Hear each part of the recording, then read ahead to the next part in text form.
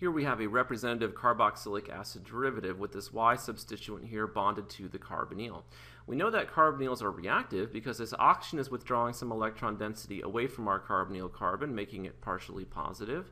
And for carboxylic acid derivatives, our Y substituent is an electronegative atom too, and so that's going to withdraw even more electron density from our carbonyl carbon. So let's go ahead and write down the first effect, the inductive effect. So induction is an electron withdrawing effect. We're withdrawing electron density from our carbonyl carbon. That makes our carbonyl carbon more partially positive, so it's more electrophilic and better able to react with a nucleophile. And so induction increases the reactivity of carboxylic acid derivatives, so this effect increases the reactivity. We have a competing effect of induction with resonance, so let's think about resonance next. Right, so our Y substituent with a lone pair of electrons can donate some electron density to our carbonyl carbon. When we draw our resonance structure, we can see that our top oxygen is going to have a -1 formal charge, and we would have a bond between a pi bond between our carbon and our Y substituent, giving our Y a +1 formal charge. So once again, this concept of increasing the electron density from this lone pair of electrons to our carbonyl carbon, that increases the electron density. That's an electron donating effect. And if you're donating electron density, you're decreasing the partial positive charge, making it less electrophilic and therefore making it less reactive with a nucleophile. So resonance will decrease the reactivity of a carboxylic acid derivative. And so we have these two competing effects of induction versus resonance, and whichever one is going to win, right, we can think about this balance and for helping us to determine the reactivity of our carboxylic acid derivatives. So we start with an acyl or acid chloride with, once again, the inductive effect. We know the oxygen withdraws some electron density from our carbonyl carbon, and so does our chlorine. So we have a strong inductive effect. If we think about the possibility of resonance, I would move these electrons into here and push those electrons off onto the oxygen. So when we draw in the possible resonance structure, once again, a -1 formal charge on the oxygen and a +1 formal charge on the chlorine. It has only 2 lone pairs of electrons around it now, like that. So if we think about this resonance structure, we have a pi bond between carbon and chlorine. And if we draw the p orbital, right, carbon's in the second period, so we draw a p orbital for the second period. And if we think about chlorine, chlorine's in the third period, so it has a bigger p orbital. And it turns out that when you mismatch these sizes, they can't overlap as well. And so poor orbital overlap means that chlorine is not donating a lot of electron density to our carbonyl carbon here. So this is not a major contributor in the overall resonance hybrid. And so therefore induction is going to dominate. So let me go ahead and write that here. I'll go ahead and use this color here. So induction dominates, and if induction dominates, then we would expect acyl or acid chlorides to be extremely reactive, and indeed they are. They will react with water, sometimes violently at room temperature. So let's look at our next carboxylic acid derivative, which is an acid anhydride. So once again, we think about induction first. So this oxygen is withdrawing some electron density from this carbon. So is this oxygen. And if you think about this as your Y substituent, right, you have this other oxygen here which could contribute. So once again, we have a strong inductive effect. When we think about resonance, I could move this lone pair of electrons from oxygen into here and push those electrons off.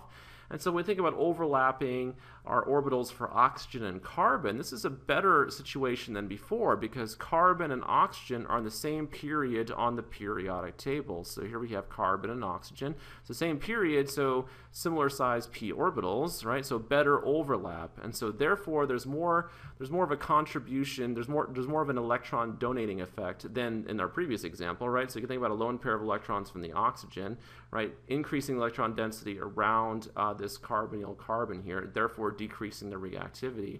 However, the induction effect still dominates the resonance effect.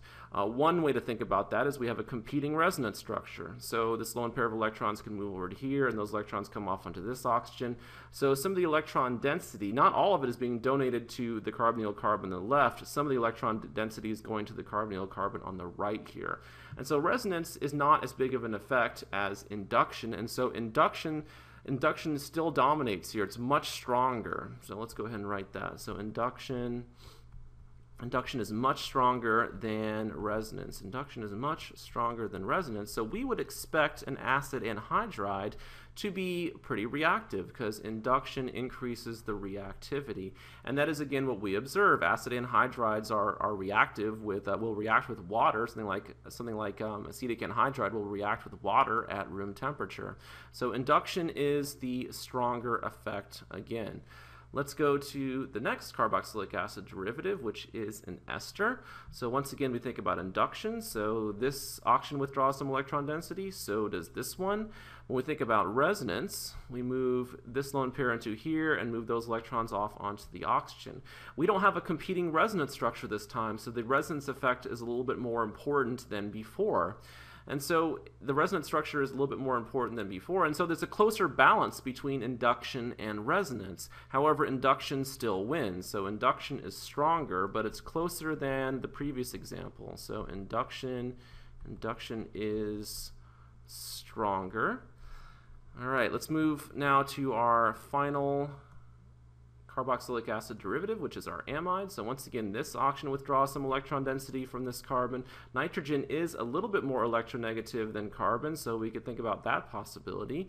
When we consider the resonance effect, move this lone pair of electrons into here, push those electrons off onto your oxygen, right? And we draw the resonance structure for our amide. Our top oxygen gets a -1 formal charge, and we would have our nitrogen now double bonded to this carbon. Right, put in these hydrogens here, and then this would be a +1 formal charge on the nitrogen. And so in this case, this is a major contributor to the overall hybrid, right? So this resonance structure right here, let me go ahead and identify it. This is a major contributor to the overall hybrid. And we know this because the carbon-nitrogen bond has significant double bond character due to this resonance structure. And this is much more of an important resonance structure than, say, the one that I didn't draw, but we could think about here for the ester. And the reason why is because nitrogen is not as electronegative as oxygen. So nitrogen is more willing to donate its lone pair of electrons than this oxygen is. And therefore, this resonance structure is more of a contributor. Another way to say that is the least electronegative element is the one that's most likely to form a +1 charge. And so we're donating a lot of electron density to our carbonyl carbon, therefore we're decreasing the reactivity. And since we have a major contributor to the overall hybrid here, it turns out that the resonance effect is more important than the inductive effect. So I go ahead and write here, this time resonance wins. So resonance dominates induction, and if resonance dominates induction, then we would expect amides to be relatively unreactive, and that is of course what we observe. So we talked about induction and resonance for these 4 carboxylic acid derivatives, and we can see a clear trend now in terms of reactivity, right? As you move up in this direction, you get more reactive. So acyl or acid chlorides are the most reactive because induction dominates, and amides are the least reactive because resonance dominates. And it's important to understand this trend for reactivity, and especially if you think about biology, because in the human body there are a lot of esters and there are a lot of amides. And these are the 2 least reactive ones that we talked about. There are no acid chlorides or acid anhydrides. They would just be too reactive for the human body. And so this is once again has applications in biology and in medicine.